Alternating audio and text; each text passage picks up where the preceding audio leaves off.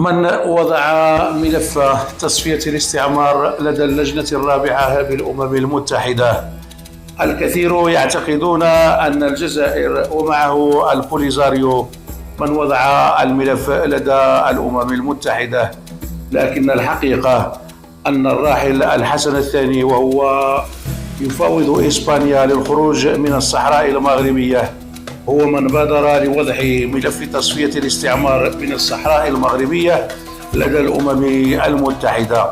ولنعد بالتاريخ إلى الوراء قليلا، حيث بداية القرن العشرين وبالضبط سنة 1905 بعد معركة إيسلي وتزايد الأطماع الإمبريالية الأوروبية في حدود المملكة المغربية.